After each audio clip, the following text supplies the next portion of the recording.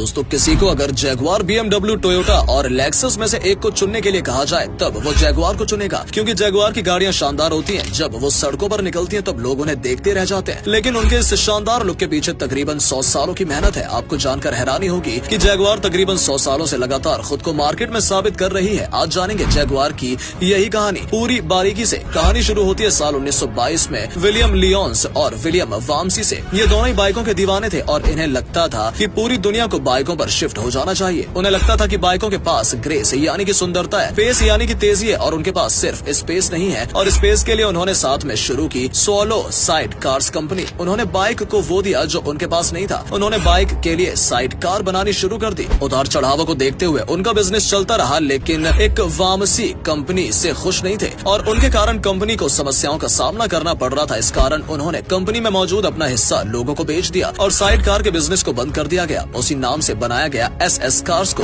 आपने नोटिस किया होगा तो कंपनी के नाम से अब साइड कार हट चुका था, क्योंकि अब कंपनी साइड कार नहीं बल्कि असली गाड़ियां बनाने वाली थी। लियोन्स जो कि कंपनी में अभी भी मौजूद थे, उनका एक ही मकसद था कि वो लोगों को स्पेस, ग्रेस और पेस दे सके। बाइकों में उन्होंने स्पेस देकर देख लिया था, अब वो गाड़ियों को ग्रेस और पेस देना चाहते थे, क्योंकि गाड़ियों में जगह तो होती है लेकिन उस समय वो बाइकों जितनी सुंदर नहीं हुआ करती थी। अपने इसी मिशन में उन्होंने लॉन्च किया जैगुआर SS 2.5 लीटर को, जो कि SS कार्स की जैगुआर सीरीज की पहली गाड़ी थी। जैगुआर सीरीज कहा गया है क्योंकि उस समय तक ये सोचा गया था कि जैगुआर के नाम से सीरीज बनाकर गाड़ियों को लॉन्च करेंगे। अब तक ये फैसला नहीं हुआ था कि कंपनी का ही नाम जैगुआर होगा। इसी सीरीज में लॉन्च किया गया जैगुआर SS 3 लीटर को, और इस तरह से अगले 10 सालों तक जैगुआर ने कई शानदार गाड़ियां लॉन्च की। लेकिन इस दौरान द्वितीय विश्व युद्ध बीत चुका था और SS कार्स पर एक दाग लग चुका था। द्वितीय विश्व युद्ध के दौरान इन्हें इंग्लैंड की सरकार की तरफ से कहा गया था कि वो इस समय अपनी गाड़ियों के प्रोडक्शन को बंद करें और तुरंत प्लेन्स और दूसरे मिलिट्री उपकरणों का प्रोडक्शन शुरू कर दें। सरकार का कहना तो उस समय हर कंपनी को मानना पड़ रहा था, लेकिन विश्व युद्ध खत्म होने के बाद सभी को लगा कि ये उनसे एक गलत काम हो गया। उस समय ब्रिटिश सेनाओं के द्वारा कई सैनिक और ब्रिटिश सेनाओं ने खुद के भी कई सैनिकों को मार गए थे। ये संख्या कितनी बड़ी थी इसका अंदाजा लगाने के लिए आप गूगल कर सकते हैं। संख्या देखकर आपका सर चकरा जाएगा। अब इस युद्ध के पश्चाताप के कारण या फिर अपनी कंपनी को बदनामी से बचाने के लिए SS कार्स का नाम बदलकर जैगुआर रख दिया गया और यहाँ से जैगुआर एक सीरीज से आगे बढ़कर पूरी कंपनी का ही नाम बन गया। साल 1935 में जैगुआर नाम इसलिए चुना गया था क्योंकि जैगुआर तेज होता है और देखने में काफी सुंदर भी लगता है। साल 1948 में जैगुआर कार्स ने साबित कर दिया कि उन्होंने अपना नाम जैगुआर रखकर कोई गलती नहीं की थी। साल 1948 में उन्होंने एक कार बनाई जिसका नाम था XK 120। इस कार के नाम में जो 120 है वो इस बात को दर्शाता है कि ये कार 120 किलोमीटर प्रति घंटे की रफ्तार से चल सकती है। जिस समय से लॉन्च किया गया था ये दुनिया की सबसे तेज गाड़ियों में से एक थी। जैगुआर की गाड़ियों में लियोन्स ने वो सब दिया था जिसका उन्हें वादा किया था। बाकी स्पोर्ट्स कार्स के मुकाबले स्पेस काफी ज्यादा था, स्पीड भी थी, और उस समय जैगुआर की गाड़ियों से ज्यादा खूबसूरत कोई भी कार प्रोड्यूस नहीं होती थी। इन सब के साथ में जैगुआर उस समय इस बात को भी क्लेम करता था कि उनकी गाड़ियां किसी भी मौसम की मोहताज नहीं है। जैगुआर इंग्लैंड में आधारित कंपनी है और इसलिए यूरोप के मौसम के लिए वो इतनी शानदार टेस्टिंग करता था कि कोई भी हैरान रह जाए। जैगुआर की गाड़ियों को 12 घंटे तक एक ऐसे फ्रीजर में रखा जाता था जिसका तापमान -40 डिग्री होता था और उसके बाद उसे फ्रीजर से बाहर निकालते समय एक ऐसी सुरंग से निकाला जाता था जिसका तापमान माइनस में ही होता था और जिसमें 0 डिग्री सेल्सियस की हवाएं चल रही होती थी। इन्हीं सब कारणों से जैगुआर की कंपनी शानदार थी, लेकिन कुछ भी हमेशा परफेक्ट नहीं रहता। जैगुआर को इतना बड़ा ब्रांड बनाने में विलियम लियोन्स ने एक छोटी सी गलती कर दी और वो थी सप्लायर की। उन्होंने जिंदगी भर प्रेस्ड स्टील कंपनी से स्टील को खरीदा और साल 1965 में उसे ब्रिटिश मोटर कॉर्पोरेशन ने खरीद लिया। जाहिर सी बात थी कि अब कंपटीशन होने के कारण जैगुआर को स्टील तो नहीं मिलने वाली थी। BMC ने जैगुआर के सामने ऑफर रख दिया कि वो या तो स्टील लेना बंद कर दें या कंपनी को बेच दें। लियोन्स ने कंपनी को बेचना ही सही समझा। BMC भी लेकिन इससे ज्यादा दिनों तक संभाल नहीं सकी और लेलैंड से होने वाले विवादों के कारण जैगुआर एक आजाद कंपनी बन गई। 1983 में सरकार ने इसे शेयर मार्केट पर भी चढ़ा दिया, लेकिन क्लियर विजन और मालिक के न होने के कारण लोगों ने इसे उतना भाव नहीं दिया और साल 1989 में आखिर में फोर्ड ने कौड़ियों के दाम पर इसे खरीदा। फोर्ड ने उस समय लैंड रोवर को भी खरीद लिया था और यहाँ से उन्होंने एक नई कंपनी की शुरुआत की जिसका नाम रखा गया JLR। जैगुआर की एक कहानी काफी इंटरेस्टिंग है, लेकिन अभी इसमें एक ट्विस्ट और आया। एक आखिरी मालिक का आना। साल चल रहा था 1998 और टाटा ने टाटा इंडिका को लॉन्च किया था। ये कार भारत में ज्यादा नहीं चली और नौबत ये तक आ गई कि इसके नुकसान से उबरने के लिए प्रोडक्शन यूनिट तक को बेचने की बात होने लगी। रतन टाटा इसके लिए अमेरिका गए और फोर्ड के चेयरमैन बिल फोर्ड से उन्होंने इस प्रोडक्शन यूनिट के बारे में बात की। इस पर बिल ने टाटा को बहुत अपमान किया और कहा कि अगर वो इस यूनिट को खरीद ले तो ये उनका टाटा पर एहसान होगा और टाटा को बिना कुछ सोचे समझे बिजनेस में आना ही नहीं चाहिए था। रतन टाटा के लिए ये सब सुनना बहुत बुरा था। उन्होंने